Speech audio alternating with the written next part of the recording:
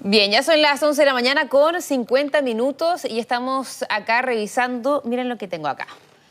Este libro que se llama El Chile que he vivido. Precisamente estoy acá con el ex senador y miembro de Democracia Cristiana, Andrés Saldívar, para hablar sobre este libro que ha publicado con sus vivencias, ¿cierto? Muchísimas gracias por estar acá, muy buenos días. Gracias a usted por invitarme. Lo voy a dejar acá para poner, ¿cierto?, la cámara para poder grabarlo. Bueno, primero que todo me gustaría saber cómo nace esta idea de escribir un libro. Mira, realmente, antes que comenzara la pandemia, yo estaba en la duda porque varias personas me habían pedido que hiciera un esfuerzo por contar lo que yo había vivido en un largo tiempo de vida pública. Yo no estaba decidido a escribir. Bueno, en el libro lo pone, dice, fue una decisión difícil. Fue difícil porque dije, bueno, con todo lo que está pasando, hay otro tema, está en la pandemia, después vino todo el problema internacional, todo lo que pasa internamente en Chile, más el tema de la inseguridad, más... Yo personalmente dije, bueno, podrá otro que escribir, pero me insistieron mucho. ¿Quién le insistió? Mira, varias personas, dentro de ellas la propia Mónica González, la presidenta del Colegio Periodista, Premio Nacional de Periodismo, una persona que le estimo mucho. Estuve con ella en un par de reuniones y me dijo, mira, hazle esfuerzo. Y luego otras personas me dijeron, tú no puedes dejar de decir la experiencia que tienes. Y hice el juicio y deliberé conmigo mismo y tomé la decisión de hacerlo. Como vino el periodo de la pandemia, eso aún me ayudó más todavía. Y el otro tema, ¿no es cierto?, yo tenía un archivo muy grande. Yo había guardado mi archivo con colaboración de periodistas desde que empecé en la política a muy joven. O sea, desde el año 56, 57. Y todo eso, en 1956 tenían. Y todo eso lo tenía realmente archivado y ordenado. Y además, una hija mía, Paula, que es historiadora y además estudió periodismo en la Universidad Complutense de Madrid, me dijo, mira, yo también te colaboro. De manera de poder verificar la fuente y todo el tema. Y además trabajamos le pedí a una periodista, la Bernardita García, de que nos ayudara también, pero en el fondo comenzamos escribiendo, grabando primero, yo grabé casi más de 1000 páginas. Más. ¿Está contento con el recibimiento? Sí, quedé muy contento porque mira, cuando llegó el momento de darlo a conocer, el tema era no sé dónde hacerlo. Yo había tomado la decisión de hacerlo en el Congreso, en el Senado, donde había pasado parte importante de mi vida política. Y me dijeron todo, mira, hagámoslo a la sala de sesiones del Senado, que tiene un cupo de 100, 120 personas.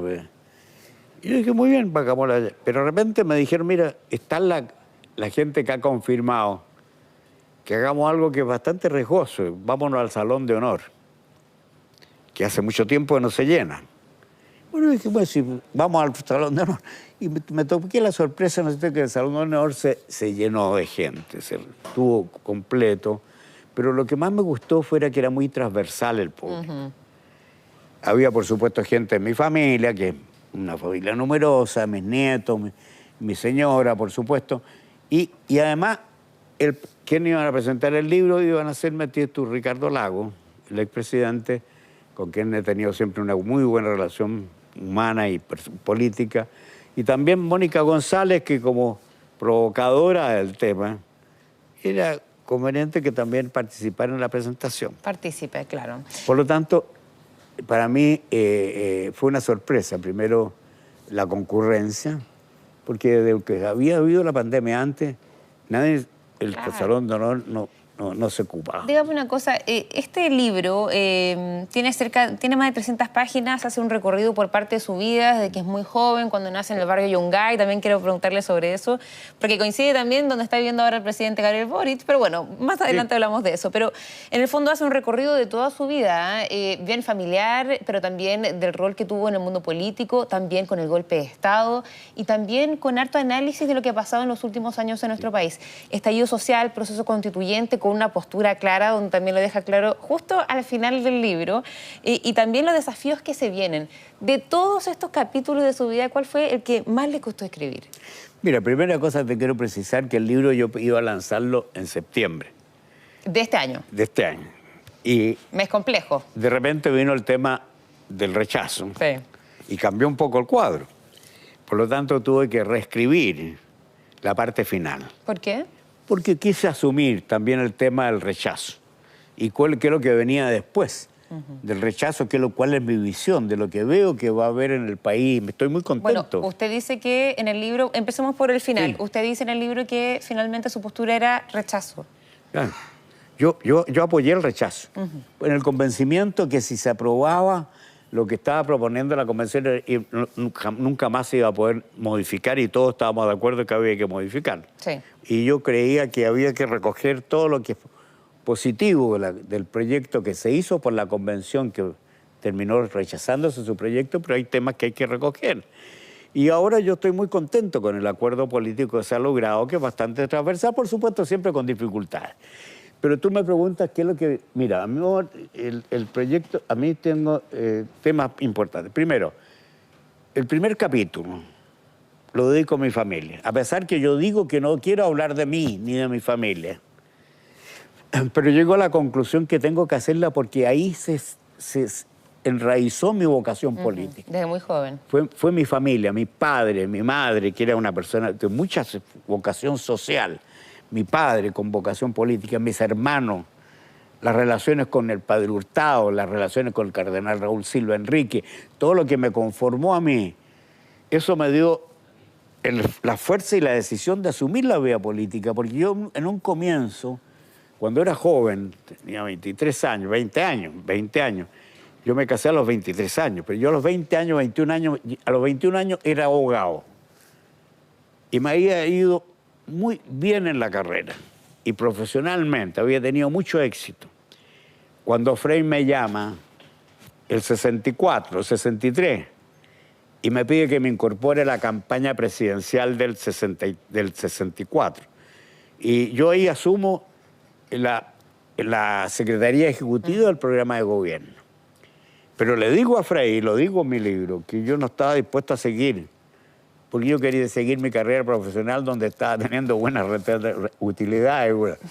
Y bueno, Frei me convenció al final, ¿no es cierto?, que una vez que ganó, de que asumiera una tarea en el gobierno.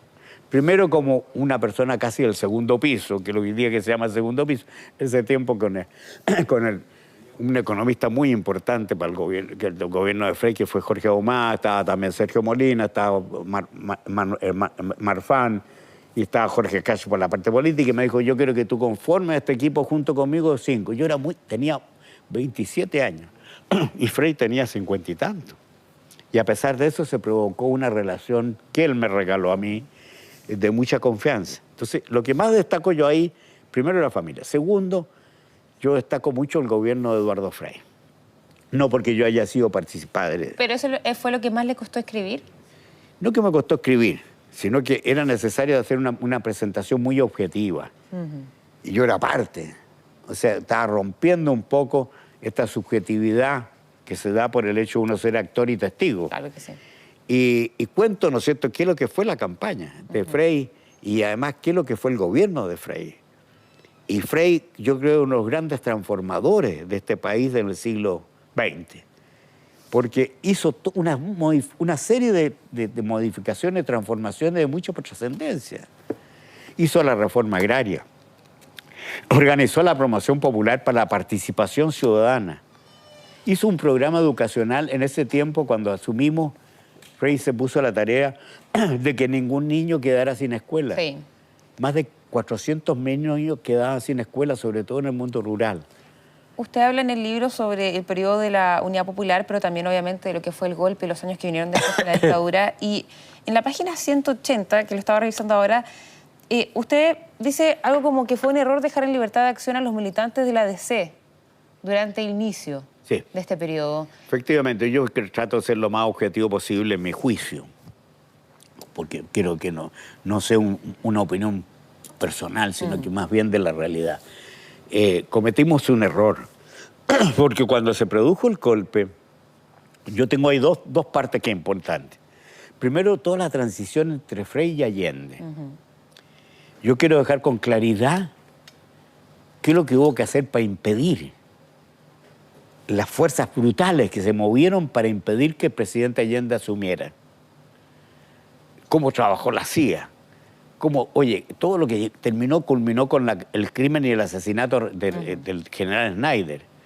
Y yo era el jefe, era el ministro de la transición nombrado con el acuerdo de Allende y con, por supuesto, de Frei. Todo lo que hubo que hacer para evitar el colapso institucional. El crimen de Snyder casi termina, ¿no es cierto?, impidiendo todo esto. Porque había fuerzas muy grandes de intereses, como la ITT, como el tema de Nixon, que dijo que había que hacer chillar al país para poder impedir que Allende fuera presidente.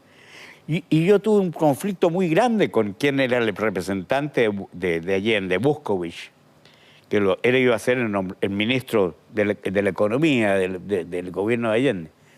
Al principio trabajamos de común acuerdo, pero con un criterio: mantener la normalidad y que la gente no se asustara de lo que ya estaba. Y yo preveía, y había previsto antes, y habíamos hecho una simulación de cuáles podrían ser los efectos de los resultados electorales, es decir, Alessandro sería Allende elegido. Y llegamos a la conclusión de que si Allende era elegido iba a haber una crisis económica muy grande y una corrida bancaria tremenda. Y fue así. Mira, había que trasladar los billetes en camiones. Pero cuando usted dice, le repito la pregunta, cuando dice fue un error dejar en libertad de acción a los militantes de la Porque DF. cuando llegó el momento del golpe, ¿no es cierto? Porque Allende asume. Allende ya toma todas las decisiones. Y yo digo ahí que el gobierno de Allende tuvo gran responsabilidad en la crisis que se produce.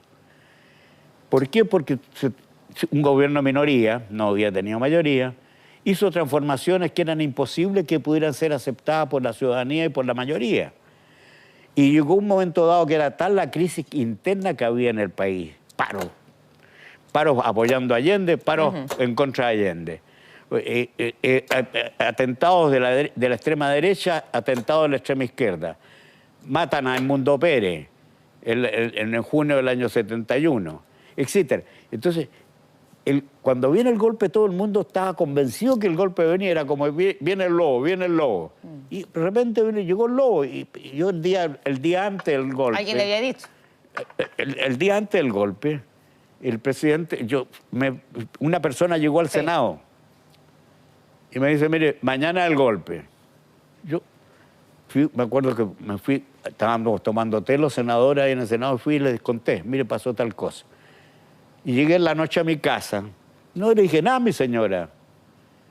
Y había unos dirigentes sindicales de El Salvador, del Mineral, que me venían a decir, ¿qué hacemos? Yo le dije, váyanse inmediatamente al Mineral. Sí. ¿Por qué? Porque no le dije por qué. Entonces, bueno, ahí está todo eso en el libro. Claro. El detalle de Y entonces, ¿qué es lo que hay? Yo cuando se produce el golpe, nosotros la mayoría, Frei, Elwin, y yo participé en eso, creímos de que había que dar fe en lo que las Fuerzas Armadas decían, de que iban a devolver urgentemente el gobierno a la decisión democrática y a la elección.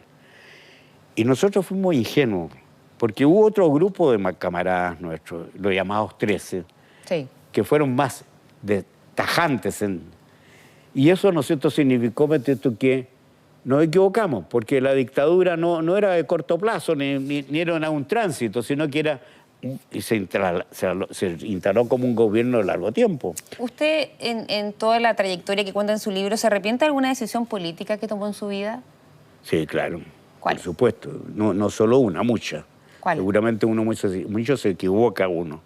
No, mira, personalmente creo que esa es una. Yo he participado, pero participé en colectivo con gente como don Eduardo Frei y Patricio Elwin, bueno, y mucha gente más. Pero yo creo que ahí uno debe haber sido más perspicaz. Yo, al poco tiempo, me rectifiqué mi error. Yo me transformé en un opositor frontal de la dictadura. Y aún asumí la presidencia del partido el año 76 y terminé en el exilio. Bueno, eso fue un error. el mío, personal. El segundo término, yo creo que cuando es joven muchas veces comete errores. Yo como ministro de Hacienda y Economía tuve que afrontar situaciones muy complejas. Porque tuve que yo suceder a dos grandes ministros de Hacienda, de mucha trayectoria. Yo tenía apenas 30 años, cuando Frei me nombra ministro de Hacienda y Economía. Reemplacé a Sergio Molina, que había sido un gran ministro, con Frei los primeros 3 años. ¿Tomar ese cargo fue un error? ¿Ah? ¿Lo hizo usted? No, yo se lo representé, no creo que fue un error. Yo se lo representé a Frei, padre, cuando me dije, usted tiene que ser ministro. Yo le digo, yo no creo que debo ser el ministro debe ser Carlos Massad, que era el presidente del Banco Central. Y Frei me dijo, no, usted tiene que ser porque usted tiene capacidad política para hacerlo.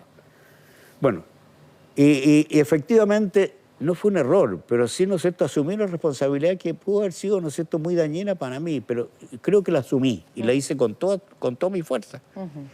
Y cuando vino el golpe de Biot, el posible golpe que trató de poner término al gobierno de Frei, yo me sentí responsable.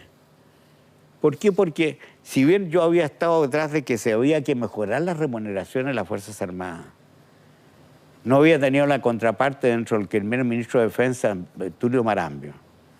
Y me acuerdo, y ahí cometí un error, porque fui a hablar con Frei, me acuerdo, un día domingo, y le dije, mire, hay que arreglar este tema. Y Frei me dijo, de todas maneras, me dijo, arreglémoslo. Mandemos un proyecto de facultad extraordinaria el martes. Y yo cometí el error de dar a conocerlo dentro de mi grupo, y Biot se anticipó y trató de dar el golpe el día lunes. Usted dice que cometió muchos errores de joven, ¿cierto? Sí. Cuando tenía 30 viejo años también. aproximadamente. Bueno, pero es la frase que le destaco ahí. En el fondo, el presidente actual también es joven. ¿Cómo lo ve? No, yo creo, mire, yo no le niego, yo te digo una cosa, yo creo que con una diferencia. En el caso yo era un joven dentro de un equipo. Frei tenía 56 años, yo tenía 27. Pero ¿cómo ve hoy la figura del presidente Gabriel Boric? Yo creo que a él y a su gente le falta experiencia. No sumó. Frei lo que hizo cuando hizo su gabinete, nombró gente de más edad y gente muy joven. Pero ahora, por ejemplo, está la ministra Carolina Toá. Ha ido cambiando. Yo creo que el presidente ha ido tomando decisiones de cambio, porque se ha dado cuenta que la experiencia también vale. Aquí no solo es la juventud pone una parte importante. Y entonces yo recuerdo ahí en el libro un dicho campesino. ¿Cuál? Que me decía, ¿no es cierto?, que Frei también lo recordaba. En vasija antigua y con vino nuevo se hace el mejor vino. Y era lo que yo creo que tiene que hacerse en todo gobierno, la experiencia y la novedad. La juventud le pone ímpetu a las decisiones, no tanto voluntarismo, pero la experiencia le pone mayor prudencia. Pero a lo que ha dicho Boric. Boric ha dicho con toda razón, si queremos llegar lejos, hay que andar lento. ¿Cómo califica su administración hasta este momento? No, yo creo que está en deuda. Está en deuda porque se da cuenta uno. Yo lo digo en el libro. Dentro de la combinación de gobierno del presidente, sin perjuicio de los cambios que ha hecho, hay dos almas. Sí, lo dijo. Y lo mismo sucedió en el gobierno de Allende. Habían dos almas. Entonces hay un alma que quiere hacerlo todo al tiro. ¿Ah? Y que tiene todo el empeño por hacer todo y no se da cuenta que no se puede hacer todo al tiro. Que piden estado de emergencia, no hay que dar estado de emergencia, y son de parte del gobierno. Y el gobierno pierde muchas veces votaciones en el Parlamento porque su propia gente, no toda, pero algunos, dicen que no. Votan todas las semanas, cada 15 días estamos viendo ese tema. Es verdad. Y eso hace que la gente no tenga confianza, y por eso que las encuestas dan una encuesta negativa. Ahora, yo lo que le deseo a este gobierno es que tenga éxito, porque el país necesita éxito. El proceso constituyente, ¿cómo lo ve? Porque vimos que, bueno, hubo un proceso constituyente que fracasó. En el fondo, lo que el gobierno quería, obviamente, era que se aprobara. En el fondo, tuvo más del 60% rechazo. Ahora vemos, tras varios meses, que se llega a un nuevo acuerdo. con un proceso constituyente que va a ser muy diferente al que vivimos, con expertos Totalmente. y también con integrantes nuevos que ya no van a ser llamados convencionales. Usted me decía al inicio de esta entrevista que le gusta la idea de este nuevo proceso, A mí ¿cierto? me gusta, yo estoy muy contento porque creo que se han dado las bases como para poder hacer realmente una... Con las porque bases del yo contenido, tengo una estos 12 experiencia, puntos. dentro de la experiencia no solo nacional, sino que internacional. Yo tuve mucho contacto con España, con motivo después de mi exilio. Viví en España, pero antes de eso, yo tuve una relación muy estrecha con Adolfo Suárez y con el presidente de las Cortes, que era la Cámara de Diputados española, Fernando Álvarez de Miranda. Y yo vi cómo se forjó la Constitución de España, que era muy compleja porque tenía mucha autonomía y tenía muchas dificultades. Tenían una monarquía, venían saliendo de una dictadura de 40 años. Y Adolfo Suárez, que era parte de la dictadura y que asume el liderazgo de la transición, logra una constitución con la participación incluso del Partido Comunista, que nadie quería darle espacio. Y es una constitución que ha durado 50 años. Ha tenido modificaciones, sí. ¿Pero por qué? Porque la Constitución interpreta a la sociedad en su conjunto. Lo que le pasó a la Convención, que fracasó, fue que trató de imponer una mayoría, lo que muy bien ha dicho el otro día, lo escuché en Pepe Out, un programa de gobierno en una Constitución. La Constitución no es para un programa de gobierno. La Constitución es un marco de referencia en que todos tienen que tener cabida. Y es en la política y la democracia la que hace que un día puedan gobernar uno, otro puedan gobernar, otro tiempo puede gobernar otro. Pero la Constitución no es un programa de gobierno. Y yo creo que lo que se ha hecho ahora da la posibilidad de hacer una Constitución realmente que no sea ideológica ni partisana, como ha dicho el propio expresidente Lagos, sino que sea una Constitución transversal. Y me parece muy bien que esté participando la gente de la izquierda, la gente del centro, la gente de la derecha, o como quiera llamarse. Y si los extremos quieren excluirse, será un problema de ellos. Pero yo creo que este país necesita una nueva Constitución. Lo digo en mi libro Sí, al también. final. Lo dice al final. Me gustaría también preguntarle sobre qué opina de la situación que se está viviendo actualmente en la democracia cristiana. Se ha hablado de una crisis interna, hemos visto también muchas personas militantes que se han ido del partido, hay una formación de nuevos como Sí. Movimiento Demócrata. Bueno, tú me tocas una cosa muy sensible, porque dentro de lo que yo tengo en mi vida es que me siento, y fui fundador de la democracia Claro. cristiana. Es decir, yo firmé el año 57 la fusión de la Falange con los socialcristianos, el agrario y el laborismo. Y he sido parte de la historia de este partido durante estos 70 años. Y me siento parte de ella. Y ¿Cómo lo analiza digo lo en que mi está pasando libro. ahora? Yo espero morir demócrata cristiano. Creo que los que se han ido han cometido un error muy grande. Y yo se lo he dicho, son amigos míos. Yo no me voy a ir, porque yo creo que hay que modificar las cosas desde adentro. Cuando se te está incendiando la casa, tratas de apagar el incendio, pero no te vas para afuera y ves cómo se quema la casa. Y entonces aquí, mis amigos que se han ido, les digo, mire qué le pasó al MAPU. La primera gran decisión que tuvo la democracia cristiana en el año 59, ¿en qué está?